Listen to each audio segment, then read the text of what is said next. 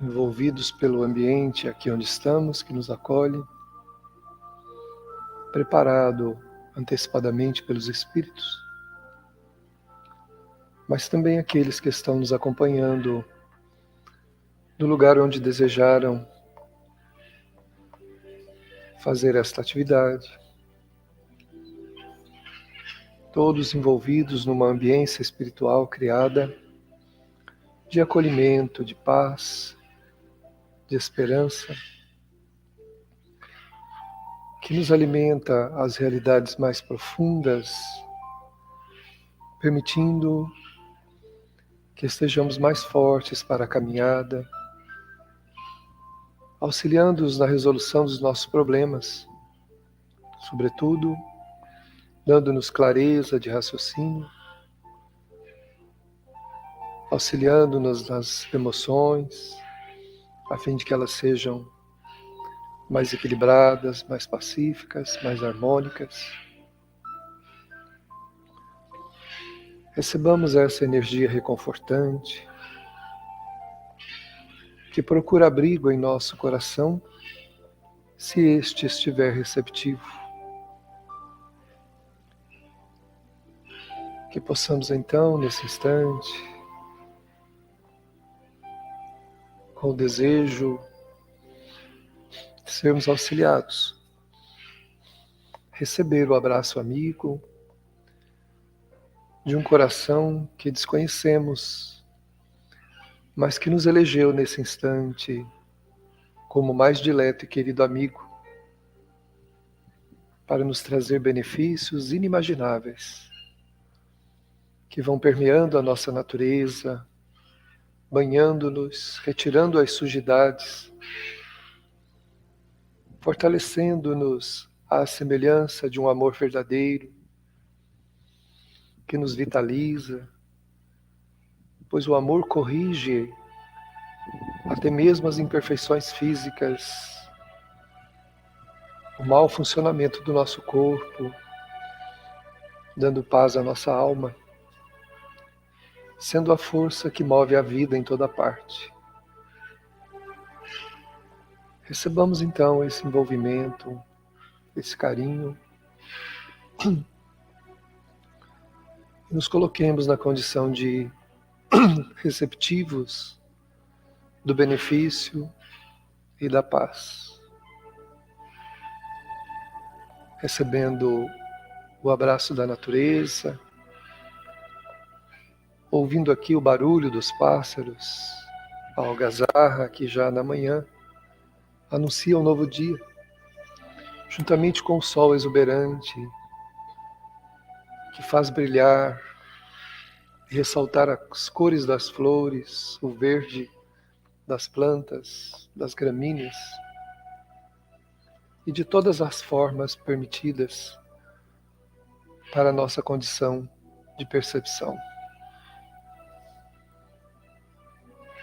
E assim envolvidos por essa vibração acolhedora, amorosa, sentindo esse recurso terapêutico que tem como função embalar-nos a alma. Vamos elevar o pensamento mais um pouquinho e encontrar a figura meiga e doce de nosso Mestre Jesus. Observando-lhe detidamente, vamos dizer-lhe: Senhor, estamos aqui mais uma vez com o desejo de encontrar-te em nosso coração.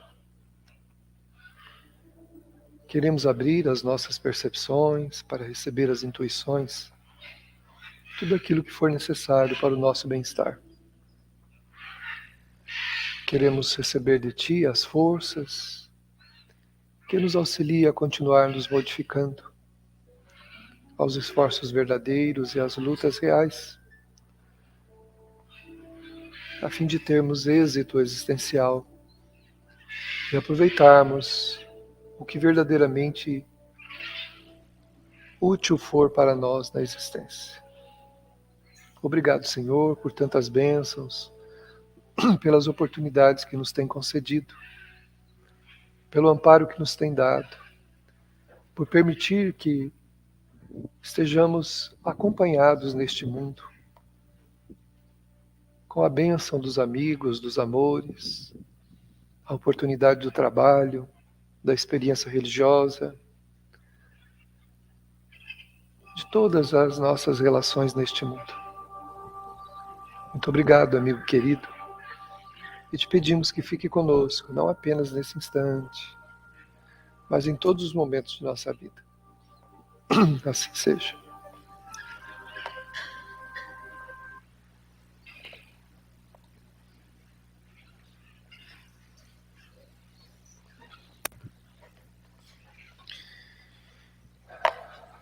Bom dia a todos os amigos presentes, aqueles que nos acompanham pelas redes sociais, que tenhamos uma excelente manhã de aprendizado e de crescimento com os ensinamentos que a doutrina espírita nos propõe.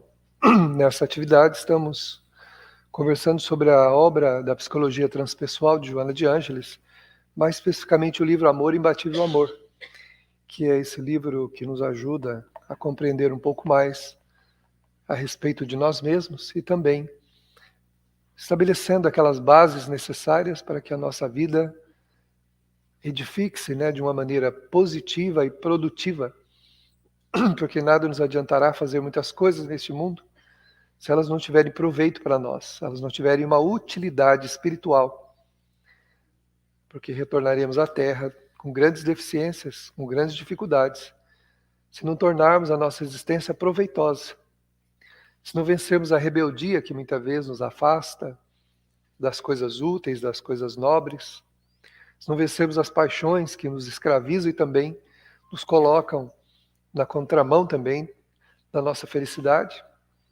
se não vencermos tudo aquilo que significa o ócio espiritual, Podemos nos ocupar com o mundo em que vivemos, mas temos que lembrar que nós somos espíritos. E essa não é a nossa realidade maior. Essa é a nossa realidade do corpo e temporária. A qualquer momento voltamos para a nossa realidade verdadeira, que é a realidade espiritual. Então temos que aproveitar, construindo as bases dos verdadeiros sentimentos, compreendendo um pouco mais a respeito da gente mesmo, a gente vai melhorando a relação conosco e a relação com o próximo também, que é o objetivo que nos trouxe à Terra, de vivermos exatamente aquilo que nos faz bem, não exatamente aquilo que a nossa natureza imperfeita ainda nos aconselha, viver. E a Joana está falando aqui, encerrando já esse capítulo, sobre o individualismo. Nós já conversamos bastante sobre essa questão, e ela vai encerrando falando aqui do individualismo, que é aquela postura da criatura que convergiu e converge a sua vida para os seus interesses apenas, mesmo que isso venha a destruir a própria vida da pessoa ou daqueles que estão à volta ou qualquer outra coisa que seja, desde que a vontade do individualista seja feita, A gente muitas vezes pode falar, eu não sou individualista, eu convivo com todo mundo, tal, mas convive em que campo? De que forma? Eu posso conviver convergindo todos os interesses para a minha vontade, manobrando, fazendo manobras para convergir tudo para o que eu quero fazer, sem me importar com as pessoas com que eu digo estar convivendo, seja no trabalho, seja na família, seja no círculo religioso, onde quer que seja. Eu posso simplesmente estar me movimentando no meio de todo mundo, mas convergindo tudo para o meu interesse, sem preocupar se minha atitude, a curto, médio e longo prazo, vai trazer malefícios para aqueles que exatamente com quem eu estou dizendo convivo, Então é necessário que a gente se proteja, do individualismo, porque esse sentimento ele já nos fez sofrer muito nas encarnações passadas e trouxe-nos à encarnação presente com essas lacunas, que a gente tem, de que parece sempre que tem alguma coisa errada, que a nossa vida não está boa, que alguma coisa não vai bem, mesmo que tudo esteja bem. E se a gente perceber, Deus nos proveu, com muitas coisas maravilhosas. A nossa vida é uma bênção, Tanta coisa boa a gente tem. Mas O vício do individualismo está gravado em nós, né? E ele faz com que a gente não enxergue essas coisas, que a gente não consiga valorizar. Aí alguém vai dizer assim, então como é uma tendência então da minha alma, então eu tenho que viver isso mesmo porque não tem outro jeito. Se não tivesse outro jeito, nós não estaríamos encarnados. Para que vir à Terra por algo que não tem jeito? Então é porque tem jeito. Eu posso me tornar uma outra pessoa, eu posso me tornar uma pessoa que valoriza a minha própria vida, que valoriza a vida que eu tenho, que interaja verdadeiramente com o meu semelhante, sem aquele único propósito do autointeresse, né? Sem preocupar com os demais, sem preocupar com a vida, sem ter interesse outro que não seja os meus próprios. Eu posso corrigir isso. Essa postura do individualismo, eu posso corrigir. Nós somos individualidades, sem dúvida. Somos espíritos distintos uns dos outros, né? Mas não podemos ser individualistas, não devemos, né? Porque o individualismo ele vai nos destruindo sem que a gente perceba. Ele vai nos levando para um mundo de solidão, para um mundo onde ele nos abandona lá. E aí ela vai dizer uma das duas consequências graves nesse último item desse capítulo. Ela diz aqui, todo individualista impõe-se, ou seja, impõe a si mesmo, usando os demais. Então ele usa todo mundo, mas na verdade, sem perceber, está impondo uma condição dolorosa para si mesmo. Converte-se num títere de si mesmo, ou seja, um governante de si próprio e dos outros. Tenta governar todo mundo. Ou sucumbe nas sombras espetaculares do transtorno íntimo, fugindo para a loucura ou para o suicídio. Então, para o individualista, há dois caminhos. Mas eu conheço individualistas que não estão muito bem, não são loucos e nem cometeram suicídio. Temporariamente, não. Mas nós não vamos acompanhar esse espírito no tempo para ver onde é que ele vai parar. Como é que vai ser o processo existencial da criatura aqui, no mundo espiritual e na próxima encarnação. Né? Ontem comentávamos aqui no grupo de estudo do suicídio, né? Do livro Memórias de um Suicida, exatamente sobre isso, de crianças com 8, 9, 10 anos comete suicídio. Como é que pode uma criança com 8, 9, 10 anos entender o processo existencial ao ponto de querer colocar fim à sua própria vida? Que maturidade tem, né? Que entendimento tem da existência, um espírito desse? Processos enlouquecedores do individualismo de outras vidas. Então o espírito reencarna trazendo esse processo enlouquecedor. Porque a gente olha e vê o corpo, não vê a alma, né? Eu olho para uma criança, eu acho que ela é criança, e ela não é. Eu olho para um menino, eu acho que ele é um menino, e não é. Olho para um idoso, eu acho que ele é um idoso, e não é. O espírito, ele não tem idade, velho, novo. O espírito carrega consigo a realidade onde ele estiver. Tem obsessões, por exemplo, no berço. Tem crianças, bebês, que são obsidiados, e alguém diria assim, mas isso é uma maldade, como que Deus permite que uma criança seja obsidiada no berço? Já nem consegue se defender, tem obsessor? Pois é porque nós enxergamos o corpo, não enxergamos o espírito. O obsessor não está vendo aquele corpinho, está vendo o espírito que o prejudicou e quer cobrar-lhe a dívida. Por isso Jesus falou para a gente não fazer inimigos. Né? E eu posso fazer inimigos daqueles que hoje são os meus amigos. Desconsiderando, desrespeitando, machucando, ferindo, eu posso transformar em adversários hoje aqueles que cuidam de mim, que me tratam bem, que tentam me ajudar na existência. Porque na Terra, aquele amor pleno não tem ainda. Existe sim ligações muito profundas entre almas, né, mas não é regra. Existem amores intensos de criaturas que têm verdadeiramente entrega e não se sentem feridas nem ofendidas com o mal que recebem. Embora consigam perdoar muitas vezes em situações, não querem mais nem conviver com o outro, mas não têm coragem de fazer o mal para o outro. Porque o mal já faz aquele que fez o mal. Ele já fez o maior mal que ele faz é a si próprio, porque ele vai encontrar no caminho com essas duas posturas que ela fala, ou a loucura ou o suicídio. A loucura pode vir da mesma existência quando a pessoa perde completamente a razão de viver, mergulhando num clima de alienação completa da realidade, fugindo para uma realidade, para um casulo íntimo, né? E passando a vida naquela insignificância dolorosa. futuramente, provavelmente um potencial suicida. Às vezes, novo, 8, 9, 10 anos, 15, 20, não sei. Quando a dor chegar a um estágio profundo na alma, não é o corpo propriamente que está ali sofrendo, é o espírito, que não tem idade. Assim como o bebê, como a criança, como o adolescente, como o jovem, como o adulto, é o espírito sofrendo, é a alma que sofre, porque ela traz do passado esse processo doloroso. Então, as lacunas que nós temos hoje, que a gente acha que vai preencher, de novo cometendo excessos e enganos, que só vão piorar as coisas, ela vem do nosso passado, mal resolvido. Quantos de nós no passado, quantos de nós na atual encarnação, é a primeira vida, depois de muito tempo, que a gente está tendo família, está tendo trabalho, um trabalho mesmo, onde a gente assumiu alguma coisa para fazer, está respeitando um pouco amizades, amigos, irmãos, quando muitas vezes, num passado muito próximo, nós não tínhamos esse compromisso. Mas a dor nos levou exatamente a buscar esse caminho, porque é um caminho que o Espírito está fazendo um processo de reconstrução íntima, né? Então é natural que a gente experimente determinadas frustrações, determinados estados de almas melancólicos, que não é para a gente entrar no processo do vitimismo. Coitadinho de mim, olha só, eu não tenho alegria de viver. E os Espíritos perguntam para nós e nas obras também, e onde foi que eu perdi essa alegria de viver? Porque a gente acha que foi alguém que foi Deus que nos castigou ou nos condenou a uma existência sem alegria de viver, sem aqueles benefícios que aquelas pessoas gratas e alegres têm. Onde foi que eu perdi isso? Aquelas atitudes que eu achava que não tinha importância nenhuma. No desrespeito ao afeto alheio em especial.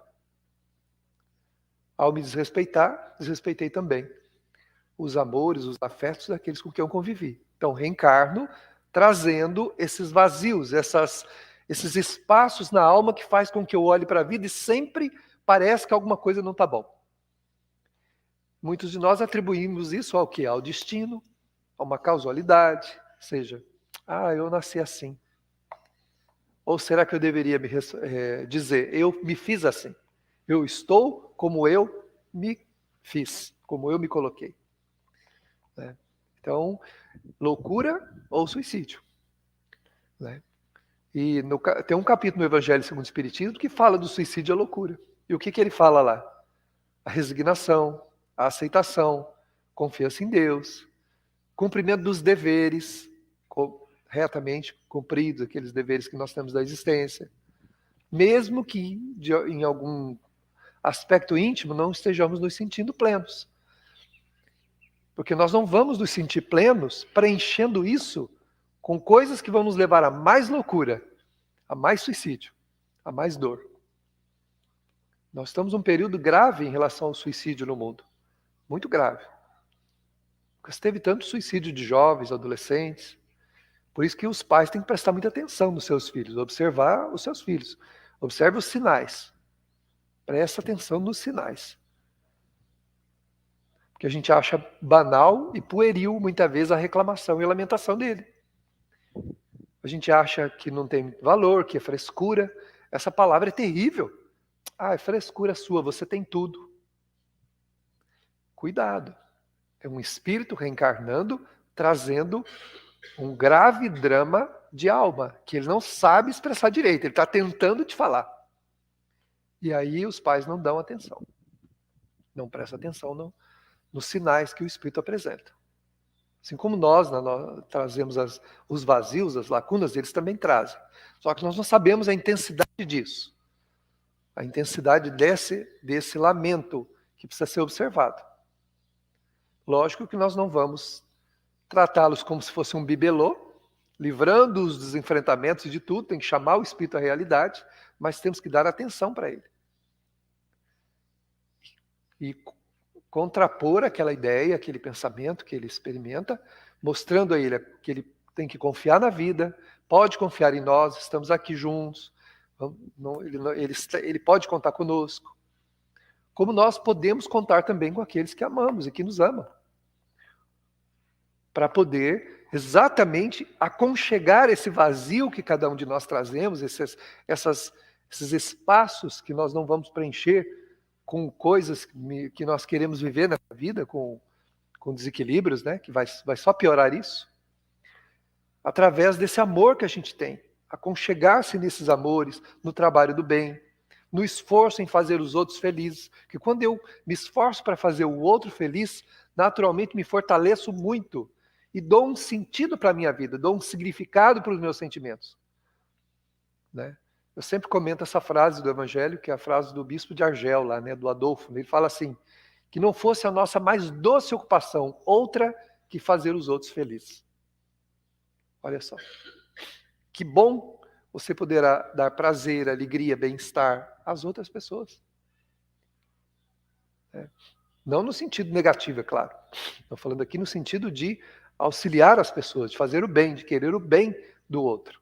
Isso dá sentido. Isso vai moldando uma natureza diferente daquela que a gente trouxe. E se nesse momento eu ainda não tenho aquele total gosto pela vida, mas que eu não tenha desgosto, né? Que eu não olhe para a vida e sinta que a vida não vale nada. E se eu tiver esse olhar, a culpa não é de ninguém. É uma realidade que eu construí para mim mesmo. Eu não sou vítima do destino, não sou vítima de nada. E se porventura nessa vida eu cometi erros, está no momento de consertar. E consertar é alinhar a vida para o caminho para onde eu devo seguir e seguir em frente. Como diz Joana de Ângeles, no livro Vida Feliz, caiu, levante-se. O passado é passado. Quem vive lamentando o passado, na verdade, está querendo justificar os seus enganos presentes. Então, eu fico lamentando, porque eu não valho nada, porque eu errei, porque a minha vida... E continuo errando. Então, justificando isso. Quando, ao contrário, o que eu fiz está errado. Sem dúvida. Me arrependo, não é positivo, não é bom, mas faço um compromisso comigo de acertar, de melhorar. E vou trabalhando a minha melhora, progressiva, mas verdadeira. Não escamoteando, manobrando, fazendo coisas para que os outros vejam que eu estou fazendo direito, mas eu não estou fazendo direito. E o que importa não é o que os outros veem, porque muitas vezes as pessoas enxergam erros dos outros que não são verdadeiros. É uma visão distorcida do olhar estragado que a pessoa tem. A pessoa traz um olhar malicioso, negativo e ruim de vidas passadas. Ela enxerga o mundo por esse olhar. E não é verdadeiro o que ela está vendo. Por outro lado, tem coisas que parecem muito bonitas e não são.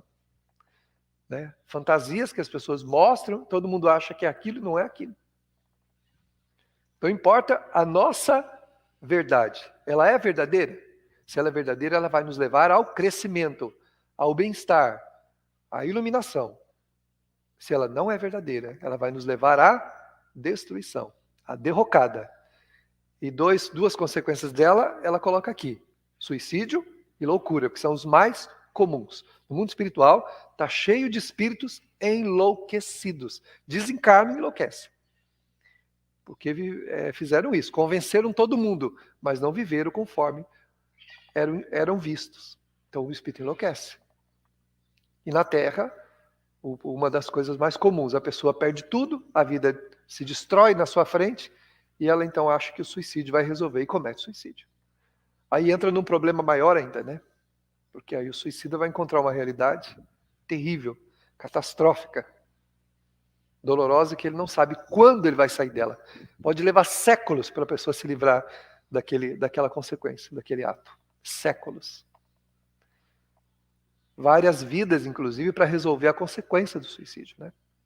Que ele deixou em si mesmo e naqueles com quem convivia. Porque a gente não considera os outros. A minha vida é minha, eu faço dela o que eu quiser. Será que é mesmo bem assim?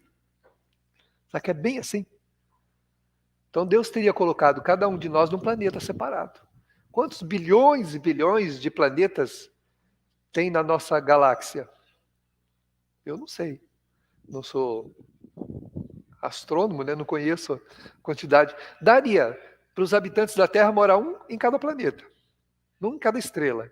Poderia colocar cada um de nós separadinho, tudo um em cada estrela. Engraçado, né? Aí Jesus vem e amontou a gente tudo num mundo só. Por acaso. Aí eu falo, eu sou dono da minha vida. De jeito nenhum. Nossas vidas são entrelaçadas. Nós temos deveres uns com os outros. Nós temos compromissos uns com os outros. Nós temos responsabilidades uns com os outros. E estamos amarrados nesses deveres e responsabilidades há muitos séculos, voltando à Terra, tentando renovar, tentando melhorar. E esse é o momento de fazer isso. E nós temos dois caminhos. Ou a gente se ilumina, ou de novo a gente se destrói para recomeçar outra vez. Só que vai recomeçando cada vez mais difícil. Porque eu vou perdendo a oportunidade dos afetos, dos amores. E vou reencarnando com tarefas cada vez mais complicadas e dolorosas. Né? E depois de resolver para comigo, ainda vou ter que auxiliar aqueles que eu prejudiquei, né? Que eu feri, aqueles que eu machuquei. Os objetivos não conflitivos da vida, porém, são conseguidos pelo indivíduo que os reparte com o seu grupo social, no qual sustenta os ideais, aurindo aí sinergias para prosseguir lutando e vencendo, de forma saudável e equilibrada, sem projeções nem imagens irreais. Então, para vencer conflitos, a gente tem que conviver, mas conviver cumprindo deveres do bem, do amor, da entrega, para que essa energia que a gente colhe nessa convivência nos fortaleça e ajude a gente a prosseguir melhorando. A gente ajuda e é auxiliado. Vivemos socialmente para isso, porque a gente se ajuda, né? A gente ajuda o próximo fazendo as coisas, mas a gente também se ajuda. A gente também constrói na própria alma recursos e valores que vão ajudar a diluir. Nada é arrancado de nós. Por isso que a gente tem que pensar muito bem no que faz. Porque um ato nosso agora pode levar séculos para ser reparado. Porque não é como uma grama, um matinho que você chega lá, chega no seu jardim, tem um monte de matinho, né? Você vai arrancando eles, arrancando e jogando fora. Mas não se arranca matos que nascem na alma. Tem como você arrancar aquilo de lá. Senão eu ia pedir para vocês arrancar os meus. Eu ia falar assim, gente, tira os matinhos aqui do meu jardim, né? Não é assim.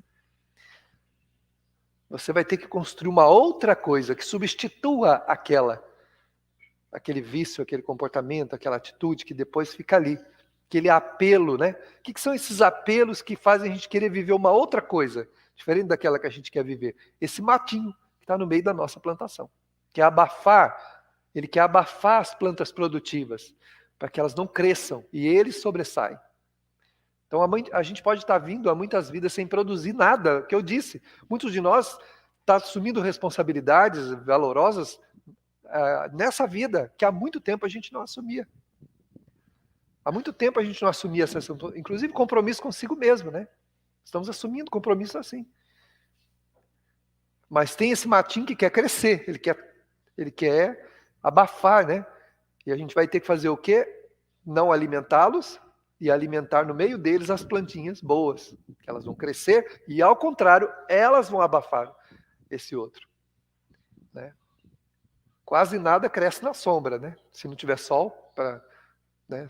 Se você pega uma árvore muito sombrosa, que tem uma sombra muito grande, planta alguma coisa embaixo dela para você ver. Dificilmente vai, somente a grama morre tudo, né?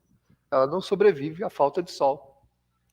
Então a gente precisa ir fazendo com que as plantas da nossa virtude, né, da nossa verdade, elas cresçam e abafem aquelas outras que nós semeamos e que cresceram e que agora precisam morrer pela produtividade das outras plantas positivas, das coisas boas que a gente tem que fazer. Né? E lutar contra as más tendências é um dever nosso, né? É um dever existencial. Né? Então a gente tem aqui como um dos grandes deveres, né? Um dever. Lutar, né? Contra as más inclinações. Isso é o nosso dever maior. Não é transformar os outros, não é melhorar ninguém. Nós não viemos à Terra para melhorar ninguém. A gente acha que vai melhorar os outros, né? A gente acha que vai mudar. Né? Tem pessoas que se casam vendo um monte de problema no outro, achando que vai mudar a pessoa. Não, depois que eu casar com ele, depois que eu casar com ela vai ser outra pessoa, vai mesmo, vai piorar. Porque ela vai se sentir mais segura agora, que já não tem que ficar mais, né? E vai fazer mais ainda do que tem vontade. Ninguém muda ninguém. A gente consegue amparar, oferecer auxílio, mas mudar. Quantas pessoas batem cabeças em relações afetivas porque acham que vai mudar o outro? Já vê de antemão. E o Espírito Ivan de Albuquerque uma vez colocou para a gente numa mensagem, né, Luiz? A gente estava conversando com a mocidade, ele fala assim, quando a vida te mostra antes, é porque você pode escolher. Se você sabe antes que uma pessoa não tem respeito pela vida e nem por ninguém, por que você vai se envolver com ela?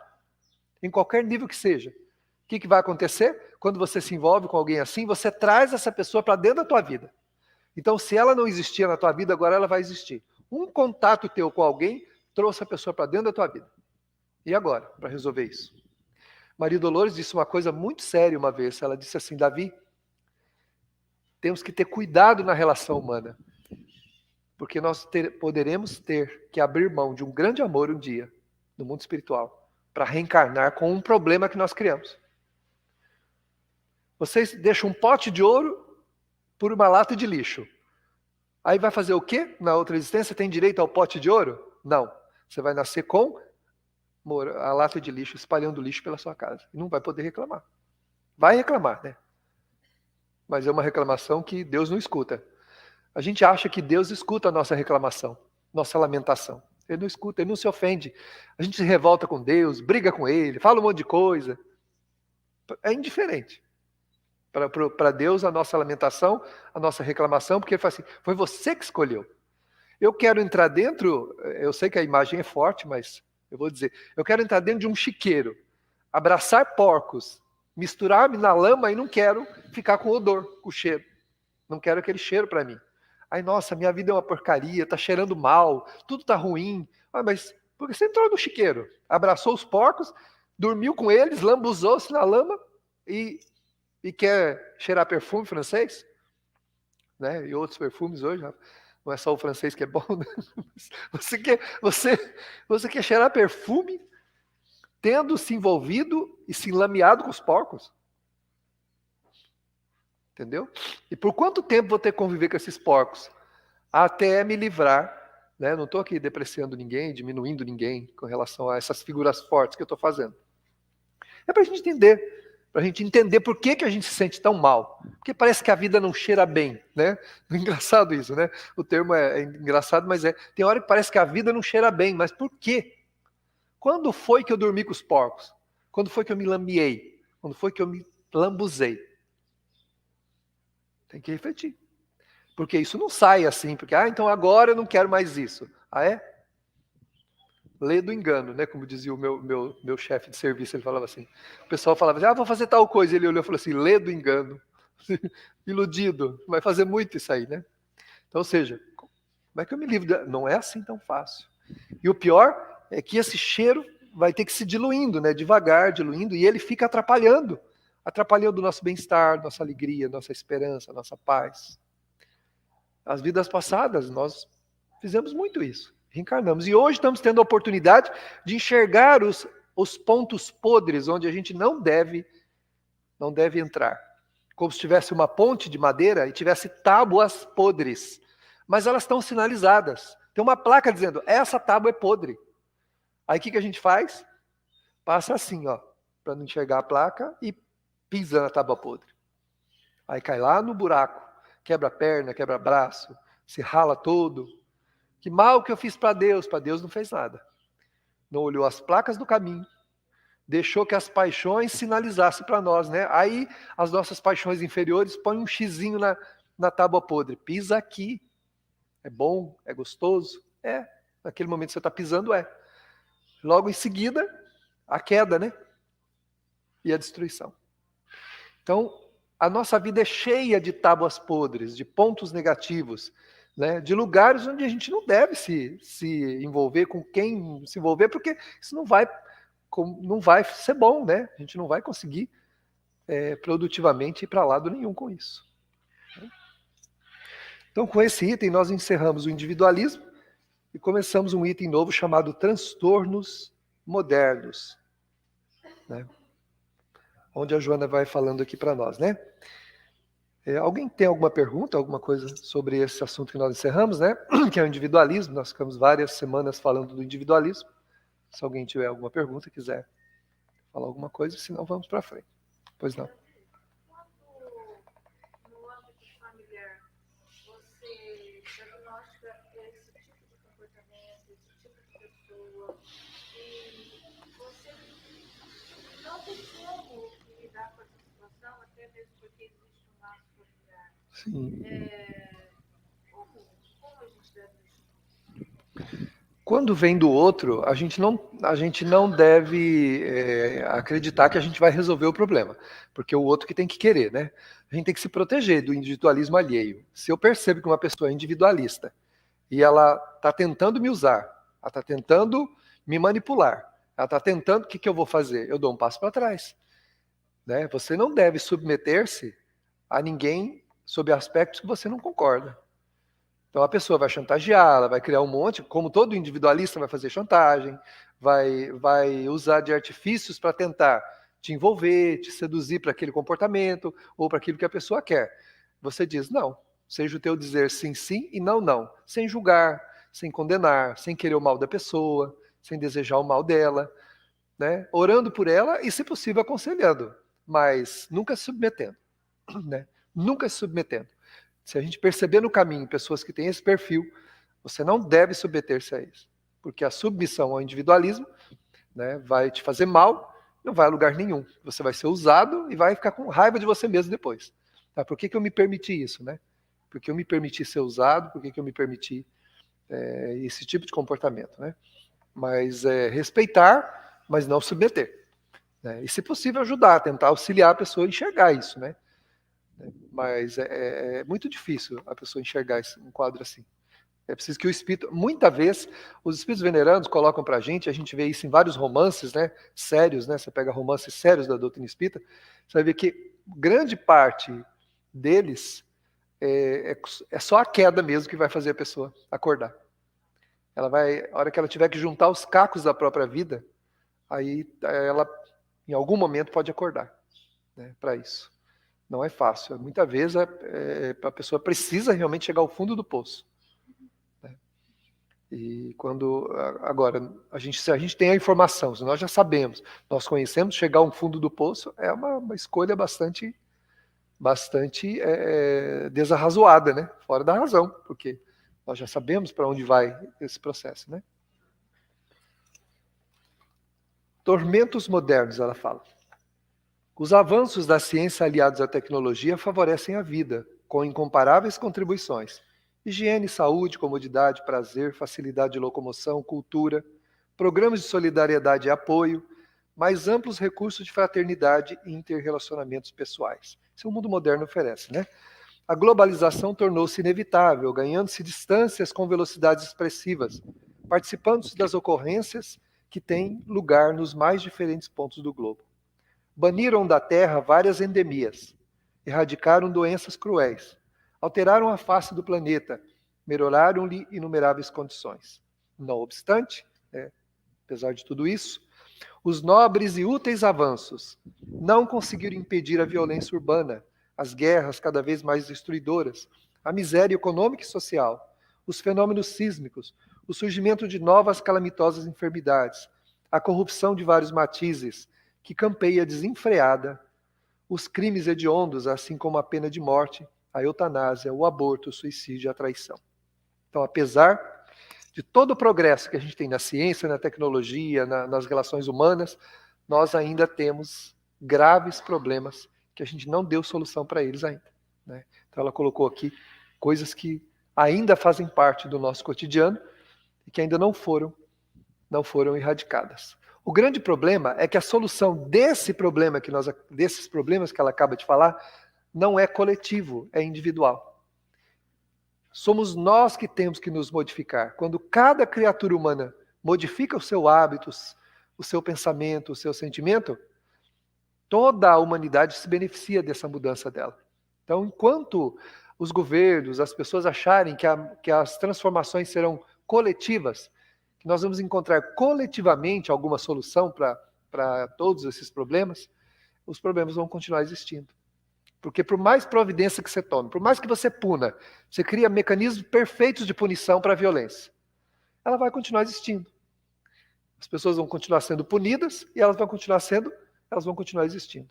Quando nós trabalhamos a educação, que é um dos projetos do Kardec, né? Ele fala que o mundo vai se transformar pela educação, a educação formal e também a educação moral, né? Quando nós mudarmos quem somos, né? assumirmos a responsabilidade da nossa vida, sem querer transferir para nada, para ninguém, pararmos com a melancolia, com a reclamação, com a lamentação e fazermos a nossa parte, a nosso benefício, para a nossa felicidade e a felicidade alheia, enquanto nós não tomarmos essa providência, o mundo não modifica, não melhora. Então o processo não é de fora, é de dentro para fora. A vida de cada um de nós acontece dentro de nós, não acontece fora de nós. Por mais que a vida seja boa, por mais que as coisas sejam boas, nós poderemos continuar nos sentindo mal. Porque há pessoas que têm tudo, têm uma vida maravilhosa, são depressivas. A própria pessoa fala, eu não sei porque eu sou assim. Tudo é perfeito, não tem nada errado, eu sou muito amado, eu tenho tudo. Como é que eu me sinto assim? Por que eu me sinto assim? Entendeu? Porque é um drama de alma, né? Está dentro da pessoa o problema. É ali que tem que ser tratado, não é fora. Por mais que se organize a sociedade, por mais que as instituições façam coisas boas, sem dúvida, vai acontecer isso e isso é bom. Mas não é isso que vai mudar o ser humano. O que vai mudar o ser humano é olhar para si. Jesus falou isso, um sábio da antiguidade já vos disse, conhece-te a ti mesmo, presta atenção, né, no que em mim me faz mal. Não é a vida que é ruim, né? Eu não nasci onde eu nasci por acaso, eu não estou onde eu estou por acaso, eu não sinto o que eu sinto por acaso. Isso tudo tem raiz onde? Em mim mesmo, nas minhas produções, nos meus valores, naquilo que eu construí para mim. E é esse cuidado que eu preciso ter, de olhar para mim, prestar atenção em mim, verificar em mim o que é que me expõe ao mal, e não alimentar isso, porque cada vez que eu alimento isso, eu perpetuo em mim esse processo que me faz infeliz. Então, se eu tenho um hábito e eu não corrijo esse hábito, eu estou perpetuando em mim funestas consequências desse hábito, que vão transformar a minha vida numa vida ruim, vai transformar a vida das pessoas que estão à minha volta numa vida ruim também, e eu vou passar a vida lamentando e reclamando, né? Sem uma significação, porque a solução está onde? Dentro de mim. A minha vida não progride, não olhe para... Eu preciso ver onde é que tem oportunidades nesse mundo para eu me dar bem. A primeira oportunidade para a gente se dar bem está dentro de nós. Se a minha vida não está fluindo, se as coisas não estão andando, eu não tenho que olhar para fora, eu tenho que olhar para dentro. O que em mim, no meu pensamento, no meu sentimento, nas minhas atitudes, estão travando a minha vida. Quem trava a nossa vida somos nós. Fizeram um trabalho para mim. Que trabalho? A pessoa fez o quê? Lavou louça para você? O que ela fez para você? Ela lavou louça? Ela limpou a casa? O que ela fez? Ela fez um trabalho para você? Porque espiritual não tem, isso não existe. Existe algo dentro de nós que trava a nossa vida. Não é fora, não é os outros, sou eu. Então, o que eu preciso mudar? O que eu tenho de defeitos? Qual é o comportamento que eu preciso corrigir? É o meu olhar? São as minhas palavras? É o meu jeito de pensar? É o meu jeito de agir? Onde eu enfio minha mão que eu não devia enfiar? Onde os meus olhos estão repousando que eu já devia ter corrigido? Onde as minhas palavras precisam ser freadas? Onde o silêncio é mais oportuno do que falar? O que está acontecendo comigo? Então, se a vida começa a travar, olha para dentro, não olha para fora. Esse é o nosso engano. A vida acontece ela acontece de dentro para fora. Tudo o que acontecer em torno de nós é reflexo do que está dentro de nós. Nossa vida começa a fluir, as coisas começam a andar. Pode perceber que você está tendo conduta ética, teu pensamento é bom, teu sentimento está alinhado, tuas atitudes estão boas, teus defeitos estão sob controle. Teus e meus, né? Quando eu falo teus, estou falando meus também, viu? Que eu não estou fora dessa análise. Então, é isso. Não é olhar para fora, eu tenho que olhar para dentro. Eu estou lamentando, sou uma pessoa que reclama, lamenta, vivo acabrunhado, vivo num canto, Então, eu preciso corrigir esse comportamento. Se eu não corrigir isso, eu vou voltar 200 vidas aqui do mesmo jeito. Porque Deus não tem dó de nós. Nenhuma dó. Deus não tem nenhum dó de nós. Ele tem o quê? Amor. E amor é aquela capacidade que nós não temos ainda com os nossos, muito a ver com o nosso filho, que a gente é permissivo, e Deus não é permissivo conosco. Ele permite a consequência dolorosa dos nossos enganos para a gente acordar. Isso é amor. Ao termos contato com aquilo que nos fez mal, a gente vai entender que aquilo é ruim. né? Então hoje, na atual existência, a gente está tendo contato com muitas coisas que foram ruins na vida passada. Mas será que nós não estamos piorando as coisas? Eu estou dando solução para a minha vida, eu estou complicando ela mais ainda, dando vazão aos meus instintos inferiores. Então a gente veio para fazer o contrário, veio para corrigir. Porque o mundo mudou, a tecnologia avançou, tudo avançou. Mas e dentro de nós? Nós avançamos? A gente progrediu, nós caminhamos? O que em mim tem travado a minha vida? Nós somos ociosos, preguiçosos, tem negócios que não dão bem, não vão bem, não é porque eles eram maus negócios, é porque nós não investimos nem naquilo que materialmente seria bom para nós. A gente quer que caia do céu a solução da nossa vida material. Não quer trabalhar, não quer se esforçar.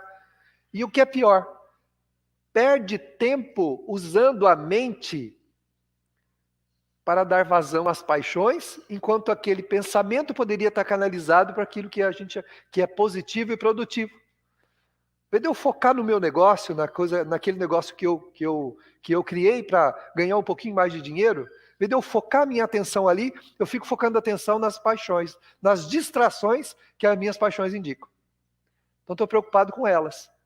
Se não tem foco, não tem resultado, nem moral, nem espiritual e nem material. Não tem foco, não tem resultado. Foca a tua vida naquilo que você quer. Foca, presta atenção. Não é usar as pessoas, não é ganhar dinheiro inescrupulosamente. Mas trabalhe, se interesse, preste atenção. Alinhe o pensamento naquela direção que você deseja caminhar. Ajuda-te e o céu te ajudará. Tem inúmeros benfeitores que nos ajudam materialmente também. Livro dos Espíritos. Abençoado Allan Kardec, na obra, fez uma pergunta aos espíritos venerandos se eles se interessam pela nossa vida material. E dizem, é claro que sim, porque da vida material também depende a vossa vida espiritual. Então, se as coisas não estão andando, o que está acontecendo com o meu foco? Eu estou permitindo que alguma paixão, alguma negatividade conduza o meu pensamento, o meu sentimento e a minha vida? Se eu estou permitindo isso, não posso reclamar de nada. Vou sempre passar dificuldades e a minha vida vai entrar num declínio completo. O sucesso material, tanto quanto moral quanto espiritual, exige investimento, atenção. Preste atenção na oportunidade que você tem.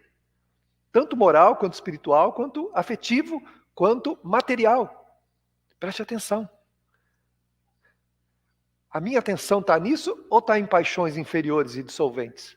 Onde é que eu estou conduzindo e canalizando as minhas forças e as minhas energias? E vou reclamar de quem? E do quê? Senão de mim mesmo. A vida acontece de dentro para fora.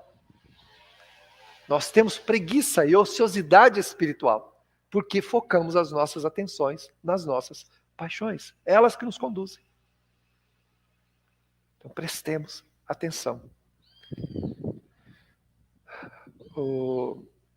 Kátia, acho que você ia perguntar alguma coisa, né?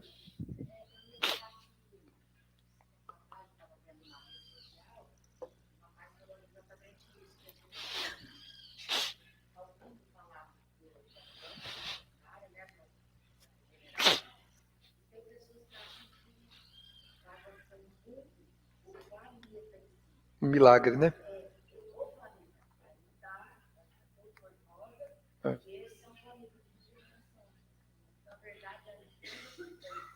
É isso.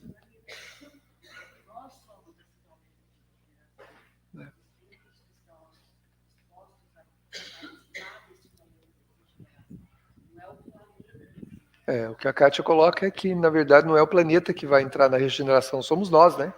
Nós que vamos nos regenerar, nós que vamos entrar no processo regenerativo, né? Não o planeta em si como mundo, né? Como astro, que não vai mudar muitas coisas, né? Então, esses sentimentos, né? Que levam ao crime, levam muitas vezes ainda ao desejo da pena de morte, né? Da eutanásia, justifica o aborto, o suicídio, a traição, né? Que são encarados como naturais.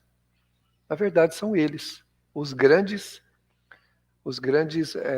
algozes da existência de cada um de nós. Porque quando nos dedicamos a eles, toda a nossa vida fica comprometida. Quando nos dedicamos a qualquer desses sentimentos, toda a nossa vida fica comprometida. Tudo vai se paralisando, tudo vai se conduzindo, né, para aquele objetivo onde está a nossa maior atenção. Então devemos prestar atenção nisso. Quando Jesus convidou-nos, né, a segui-lo, para que o nosso foco fosse um foco espiritualizado. E tudo o que fôssemos fazer, pensássemos nos seus ensinamentos. Ele disse àquele que lhe ouvia: vem e segue-me. Isso quer dizer, confie em mim.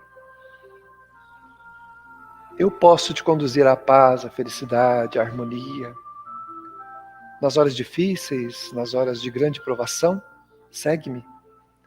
Nas horas de testes, nas horas dolorosas, segue-me. Mas também nas horas de progresso, nas horas de grande êxito na existência, segue-me. Porque em todas as atividades humanas, desde a atividade material até a espiritual, nós podemos cometer desatinos, considerando o próprio interesse, e muitas vezes um interesse negativo. Seguir Jesus é acordar para as realidades que Ele nos indica, muitas vezes através de corações queridos que repetem incansavelmente as lições que devemos ouvir, sejam os espíritos, sejam as obras, os livros, as falas das criaturas, ou a inspiração que nos chega na alma dizendo: modifica-te, pensa em Jesus e o siga.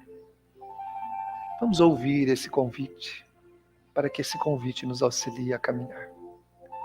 Que Ele nos abençoe concedendo-nos paz. Assim seja.